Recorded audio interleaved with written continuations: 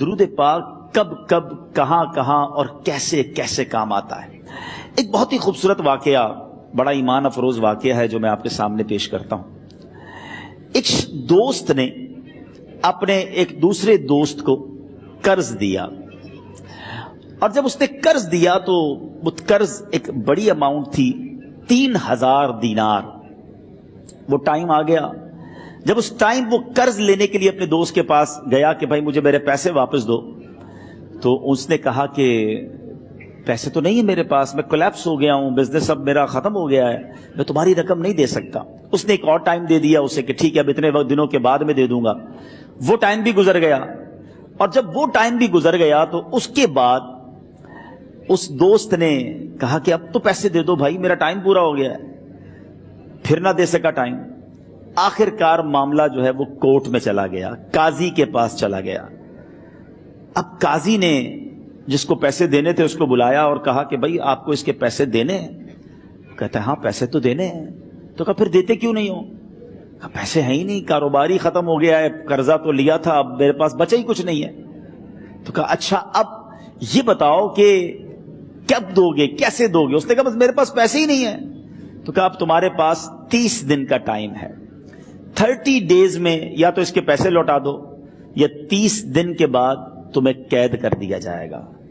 یہ شخص اب گھر آیا، پیسے تو تھے نہیں، مگر شاید علماء نے لکھا کتابوں میں، یہ واقعہ کئی بڑی بڑی کتابوں میں لکھا اور درود پاک کے فضائل کی بڑی بڑی کتابوں میں لکھا. اور اس شخص نے سوچا کہ اس نے ایک حدیث پاک پڑھی ہوئی تھی کہ جس میں یہ نبی پاک علیہ الصلوۃ والسلام نے فرمایا ہے، جس کا مضمون ہے کہ جو شخص پریشان ہو، مصیبت زدہ ہو، اسے چاہیے کہ مجھ پر کثرت سے درود پاک پڑھے، کیونکہ درود پڑھنا مصیبتوں اور پریشانیوں کو لے جاتا ہے. اب اس عاشق رسول نے سوچا اور تو کچھ ہے نہیں، اب میں درود پاک پڑھنا شروع کرتا ہوں. صبح سے لے کر شام تک وہ درود پاک پڑھنے لگ گیا. 27 دن گزر گئے، only 3 days left. 3 دن باقی تھے قاضی کے پاس جانے میں. 27 دن گزر گئے درود پڑھتے پڑھتے. جب 28ویں رات آئی تو آنکھیں تو بند ہوئیں، مگر خواب میں اسے ایک آواز آئی، گھبراؤ نہیں، تمہارا قرضہ ادا کر دیا جائے گا، تمہارا مسئلہ سالو ہو جائے گا. صبح اٹھتا ہے، درود پاک پڑھ رہا ہے، مگر کہتا ہے یہ آواز سے تو مسئلہ حل نہیں ہوگا، پیغام کیا ہے اسے سمجھ نہ آیا. 28واں دن گزر گیا، 29ویں رات آ گئی، مگر اب آنکھیں بند ہوئیں اور قسمت جاگ اٹھی. نبی پاک صاحب لولاک صلی اللہ تعالی علیہ وسلم خواب میں تشریف لائے اور پیارے آقا صلی اللہ تعالی علیہ وسلم نے فرمایا گھبراؤ نہیں، علی بن عیسیٰ وزیر کے پاس جاؤ، وہ تمہارا قرضہ ادا کر دے گا. اب یہ عاشق رسول صبح اٹھا تو ویری فریش، حشاش بشاش کہ اب تو کام ہو گیا، نبی پاک نے خواب میں آ کر بشارت دی ہے. مگر پھر ذہن میں سوال آیا کہ علی بن عیسیٰ کے پاس جاؤں گا تو ثبوت کیا ہے، پروف کیا ہوگا؟ میں جا کر اس کو کہوں گا کہ میرا قرضہ دے دو تو ایسے تو قرضہ نہیں دے دینا. اور میں نے اس کو کہا کہ مجھے نبی پاک نے خواب میں کہا ہے، اور اس نے اگر مجھ سے کوئی نشانی مانگی تو میں نشانی کیا دوں گا؟ آخری دن تھا، 29واں دن تھا، وہ بھی درود پڑھتے پڑھتے گزر گیا. 30th نائٹ آ گئی، صبح وہ دن ہے جب عدالت میں جانا ہے.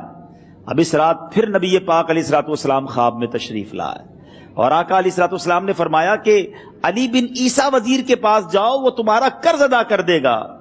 کہ حضور چلا تو جاؤں گا، لیکن اگر وزیر نے مجھ سے کوئی نشانی طلب کی تو میں کیا جواب دوں گا؟